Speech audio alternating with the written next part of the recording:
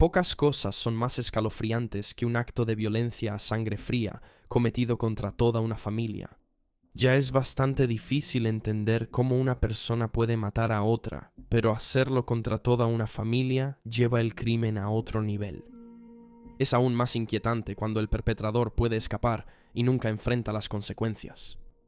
Acompáñanos en el episodio de hoy mientras examinamos 3 casos de asesinatos familiares sin explicación.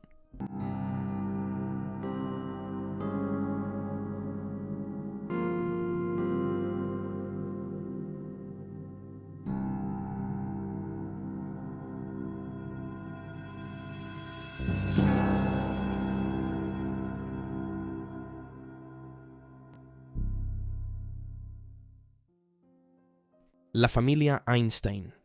En las primeras horas del 3 de agosto de 1944, soldados alemanes fuertemente armados llegaron a una villa en Rignano Salano, un pueblo a 12 millas de Florencia, Italia. Las tropas estaban afuera de la casa de Roberto Einstein, un ingeniero y primo del famoso físico teórico Alberto Einstein, y por supuesto no traían buenas intenciones. Los soldados entraron a la casa buscando cualquier rastro de Roberto, pero él no estaba allí. Él ya se había escondido debido a su nombre y su origen judío. Las únicas personas que encontraron fueron los miembros de su familia, su esposa, Kesarina, su hija de 27 años, Lucía, y su hija de 18 años, Sisi. Sus sobrinas, Lorenza y Paula, gemelas de 17 años, y su madre, su cuñada. Frustrados porque Roberto no aparecía por ningún lado, los soldados empezaron a destrozar la residencia, encerraron a las mujeres en una habitación de la planta baja y saquearon la casa. Más tarde, se escucharon sonidos de corchos destapándose, vítores y risas, junto con el tintinear de copas de champán chocando en celebración. Después de eso, se escuchó el sonido del ping-pong. Sin duda, parecía que estaban de mejor ánimo, aunque no está claro por qué. Horas después, Kesarina fue apartada por los soldados. La llevaron a la sala para interrogarla mientras los demás permanecían arriba. Finalmente cedió, diciendo que su esposo estaba escondido en algún lugar del bosque. Ella y Roberto ya habían acordado un plan para una situación exactamente como esa. Si ella lo llamaba, él debía permanecer escondido, así que, cuando en la oscuridad los alemanes la obligaron a salir para llamar a su esposo, Roberto se quedó oculto. El líder del grupo decidió llevar a las hijas de la pareja al piso de abajo para presionarlas y obtener información. Fueron acusadas de ser espías y amenazadas con violencia, un ultimátum que cumplieron poco después, cuando las tropas sacaron a Sisi, Lucy y Kesarina al jardín y las fusilaron. Mientras tanto, las sobrinas de Roberto y su madre permanecieron encerradas en una parte separada de la casa, custodiadas por un joven soldado alemán que se había separado del grupo y se negó a participar en los asesinatos. Se decía que estaba visiblemente afectado por los acontecimientos. Una vez que la esposa y los hijos de Roberto estaban muertos, los soldados alemanes trasladaron a las mujeres restantes a un cobertizo afuera y las encerraron allí antes de prenderle fuego a la residencia Einstein. Roberto regresó a la casa después de escuchar los estruendosos disparos y ver el incendio rugiente. Su cuñada y los gemelos le informaron que su esposa y sus hijas estaban muertas, y en los días siguientes, abrumado por la culpa, la tristeza y la furia, intentó quitarse la vida, pero no tuvo éxito. Las tropas aliadas llegaron al pueblo poco tiempo después, y Roberto decidió solicitar su ayuda para encontrar a los responsables de los asesinatos, esperando que su apellido tuviera algo de influencia con las tropas británicas. Se recuperaron pocas pruebas durante esta investigación inicial. Un objeto de interés encontrado en la escena fue un trozo de papel que afirmaba que la familia de Roberto fue asesinada por ser espías y judíos, aunque no eran ninguno de los dos. Roberto siguió buscando respuestas, aprovechando la posición respetada de su primo para impulsar una investigación exhaustiva. Pero aún así, los hombres que mataron a Kesarina, Sisi y Lucy nunca han sido identificados. Las autoridades apelaron al joven soldado que fue enviado a vigilar a las gemelas, esperando que fuera lo suficientemente valiente como para volverse contra sus compañeros, pero nunca se presentó. En 2007 el caso fue reexaminado una vez más, comenzando con una entrevista a una de las gemelas, Lorenza. Una de las primeras hipótesis en la investigación fue que el principal responsable de todo seguía vivo y vivía en algún lugar del oeste de Alemania. Varios años después, en 2011, el programa de televisión alemán Caso número XY sin resolver, que es similar al programa Crime Watch de la BBC en el sentido de que recrea eventos y solicita información sobre un caso, presentó los asesinatos en uno de sus episodios. El programa buscaba encontrar testigos presenciales de la época que pudieran proporcionar información y, una vez más, hicieron un llamado al joven soldado que se negó a participar en los asesinatos. Sin embargo, no tuvieron éxito. Como parte de la investigación en curso en ese momento, Lorenza regresó a Alemania, convencida de que había identificado al principal instigador de los asesinatos a través de una fotografía. Cabe destacar que el hombre que ella reconoció también se creía que había participado en otra masacre de la guerra, en la que 174 civiles italianos fueron asesinados por la 26ª División Panzer alemana. Esta masacre ocurrió el 23 de agosto de 1944, y este soldado en particular fue condenado a cadena perpetua en ausencia por un tribunal en Roma, ya que Alemania se negó a extraditarlo. Se cree que estuvo viviendo en el estado sureste de Baviera después de la guerra. Posteriormente, las autoridades alemanas lo declararon no apto para ser juzgado. Nunca se juzgó ni condenó a nadie en relación con la masacre de la familia de Robert Einstein. El propio Roberto se quitó la vida el 13 de julio de 1945 al tomar una sobredosis de pastillas para dormir. Sus sobrinas participaron en un documental en 2016 en el que regresaron a la escena del crimen por primera vez desde 1944. Ambas han fallecido desde entonces, sin haber visto justicia para ellas mismas ni para su familia. Aunque ha habido mucha especulación a lo largo de los años, hasta el día de hoy no está claro si los soldados actuaron por su propia cuenta o si seguían órdenes de alguien más arriba en la jerarquía. Los hermanos Tan, a las 6:35 de la mañana del 6 de enero de 1979, Tan Chai y Lee Mei Ying dejaron solos a sus 4 hijos en su departamento mientras salían a trabajar. La pareja, que vivía en Geylang Bahru, Singapur, operaba un pequeño servicio de minibús que llevaba a los niños locales a la escuela, por lo que se levantaban muy temprano y habían dejado a sus propios hijos dormidos. A las 7:10 su madre llamó a la casa para despertarlos para las clases. Cuando no recibió respuesta de inmediato, volvió a llamar. Aún nada.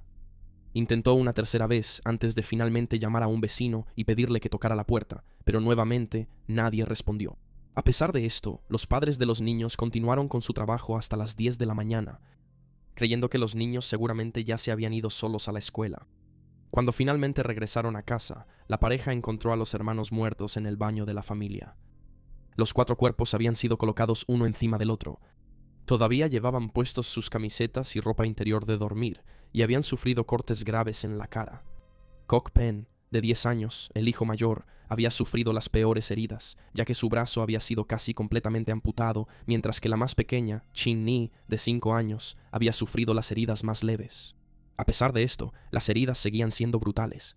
Cada niño, incluidos los hijos del medio, Kok Hin, de 8 años, y Kok Sun, de 6 años, había sufrido 20 cortes cada uno. Después de que la policía llegó a la escena, descubrieron que tenían muy poco con qué trabajar. El perpetrador se había esforzado mucho por no dejar evidencia, y los únicos rastros que quedaron fueron algunas manchas de sangre en el fregadero de la cocina, lo que sugiere que el culpable se sintió lo suficientemente cómodo como para lavarse las manos antes de irse. La casa estaba ordenada y limpia, tal como se había dejado, por lo que se descartó el robo como motivo, y no había señales de entrada forzada. Las armas homicidas fueron identificadas como un cuchillo de carnicero y una daga, aunque ninguna de las dos ha sido recuperada. Los detectives sugirieron que Kok Pen, el hijo mayor, se defendió, como lo evidencian los mechones de cabello largo encontrados en su mano, y quizá por eso su muerte fue particularmente brutal. El único motivo que la policía pudo encontrar es que el caso fue por venganza, aunque no está claro de qué se trataba esa venganza. Concluyeron que los asesinatos fueron premeditados y probablemente cometidos por alguien familiarizado con la familia, ya que, según se informa, sabían que después del nacimiento de su bebé más pequeño, Lee se había sometido a una esterilización, lo que significaba que ya no podía tener hijos. El perpetrador le envió a la pareja una tarjeta de Año Nuevo chino 2 años después del crimen, con el mensaje adentro que decía: «Ahora ya no pueden tener más descendencia, ja». Estaba firmada como el asesino y estaba escrita completamente en chino. Además, se dirigía a los padres por sus apodos, lo que refuerza la teoría de que el perpetrador era alguien familiarizado con la familia. Los testigos en el caso eran muy escasos, ya que los vecinos no pudieron recordar haber escuchado gritos, angustia u otros sonidos de violencia. Un testigo presencial fue un taxista que informó que poco después de la hora del crimen, que se cree ocurrió entre las 6:35 y las 7:10 am, había recogido a un pasajero extraño. Describió al hombre como alguien de 20 y tantos años y que su lado izquierdo estaba cubierto de sangre. Tenía un cuchillo que intentó esconder, pero chocó contra la puerta al entrar al vehículo. Cuando lo llevaron a una rueda de reconocimiento, el conductor señaló a un vecino y amigo de la familia conocido cariñosamente como Tío. Sin embargo, Tío nunca fue acusado del delito y terminó siendo liberado por la policía debido a la falta de pruebas. Nunca hubo condenas en el caso, pero varias teorías han circulado en las décadas desde entonces. La primera es que Tío tenía una aventura con Lee, pero mató a sus hijos cuando ella se negó a dejar a su esposo. Otra teoría es que los niños fueron asesinados en venganza después de que los padres compraron un boleto de lotería para Tío u otro pariente después de que se lo pidieran. Sin embargo, después de comprar el boleto y descubrir que tenía los números ganadores, la familia dijo que se les olvidó comprarlo para poder quedarse con el premio ellos mismos. Supuestamente, después de comprar este boleto de lotería, la familia compró la minivan para su negocio. No está claro de dónde proviene esta teoría. La última teoría en el caso, que fue sugerida por el hermano de Lee, es que la pareja participó en un esquema de tontina en el que los últimos miembros sobrevivientes del esquema recibirían el dinero aportado por todos los demás participantes. Sin embargo, como estos esquemas solo funcionan con los participantes y no con los familiares de los participantes, no está claro por qué habrían matado a los niños. Los niños no se beneficiarían de nada tras la muerte de sus padres si estuvieran involucrados en algo así. De cualquier manera, los Tan negaron todas estas teorías, afirmando que no hubo aventuras, ni boletos de lotería, ni esquemas de tontina. El caso sigue sin resolverse hasta el día de hoy. Afortunadamente para Lee, después de varios años de hablar con varios cirujanos, pudo revertir su cirugía y ella y su esposo tuvieron 2 hijos más, un hijo en 1983 y más tarde una hija. En 2021, el periódico diario Shinmin de Shanghái informó que Quan Chai había fallecido varios años antes, pero Lee seguía viva y residía con su nieto. Hubo un renovado interés en el caso por esa época, pero aún así, nadie sabe quién masacró a los hermanos Tan ni por qué. La familia Aralano. Temprano el 16 de abril de 1968, la familia Aralano subió a su auto para hacer el viaje de 190 millas desde Villa de Fuente, justo dentro de la frontera mexicana, hasta San Angelo, Texas, para visitar a un familiar que recientemente había tenido un bebé. El viaje seguramente sería un poco largo, pero no demasiado arduo. Después de todo, no era la primera vez que hacían este tipo de trayecto. Conocían bien la ruta, habían pasado tiempo viviendo en Iowa y hablaban inglés con fluidez. Sin embargo, durante el viaje, se encontraron con un pequeño inconveniente cuando se les ponchó una llanta. El patriarca de la familia, Manuel Aralano, de 29 años, cambió la llanta y continuaron su camino. Pero apenas unas millas después, otra llanta se ponchó en el Buick de 10 años, así que dependieron de la amabilidad de un transeúnte que los llevó al taller más cercano para arreglar la llanta antes de regresar al auto. Sin embargo, lo que sucedió después de este punto no está claro. Los trabajadores del rancho descubrieron el cuerpo de Manuel dentro de un área cercada con alambre de púas, cerca de la carretera 277 donde la familia había estado conduciendo. Los trabajadores habían seguido un rastro de sangre desde una de las entradas del rancho hasta un árbol grande. La esposa de Manuel, Mónica, de 25 años, fue localizada aproximadamente a 1 milla al sur. La hermana de Manuel, Rosa Elisa, de 19 años, fue encontrada entre unos matorrales cercanos.